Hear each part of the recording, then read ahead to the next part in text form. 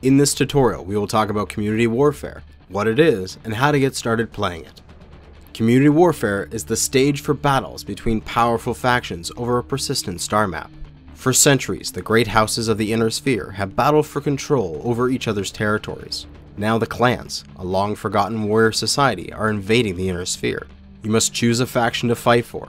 Either expand the territories of one of the great houses, or join one of the clans on the warpath towards Terra. Now, let's go over how to get started playing community warfare. First thing you'll need to do is select the faction tab at the top of the main menu. This will take you to the star map, which shows the planets controlled by each faction. If this is the first time you've clicked on this tab, you'll be prompted with a screen asking you to choose your faction.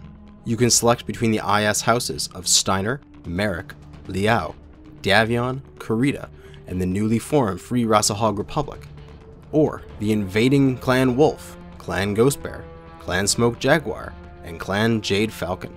You can then specify a contract duration of 7, 14, and 28 days, or a loyalist for a permanent contract.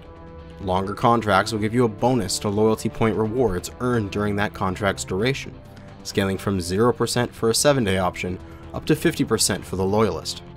These loyalty point rewards count towards your rank with that faction, which when you earn enough you are rewarded with C-bills, XP, and various other premium items. It is important to note, the mechs you are allowed to use is determined by whether you side with the IS or clan forces.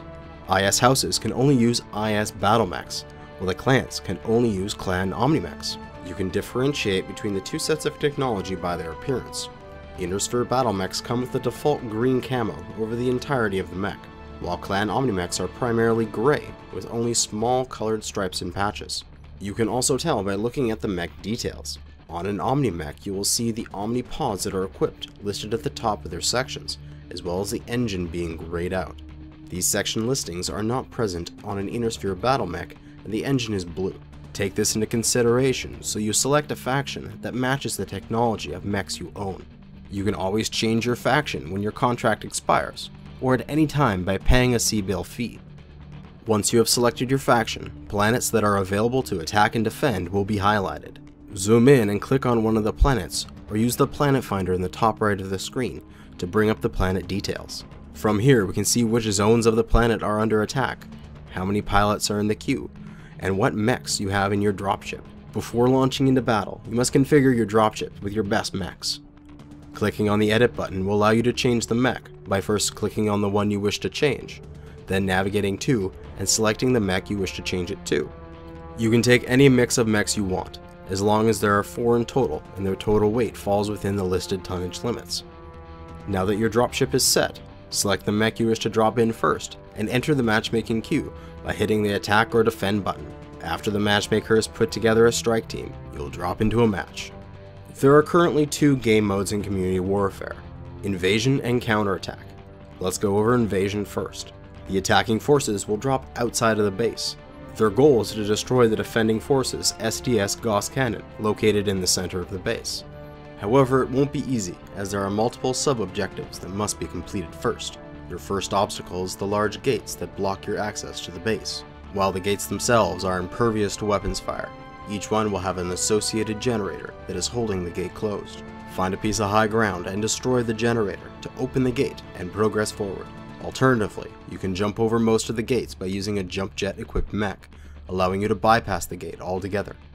Next, you'll have to contend with the base defenders, which are comprised of the enemy players and several automatic defense turrets.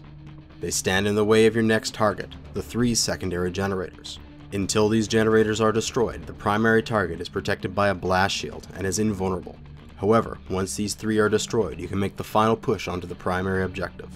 Target its weak spot on the backside of the cannon and claim your victory. For defending players, do everything in your power to stop the enemy forces from destroying the primary objective.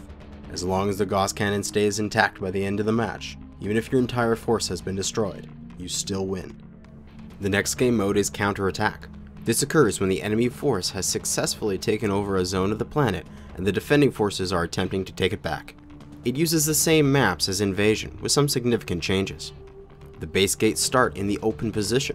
There are no turrets, and the objective of destroying the Gauss cannon and its secondary generators is replaced with a small field base.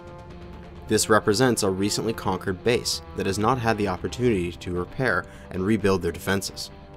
The objectives on this game mode are much more straightforward.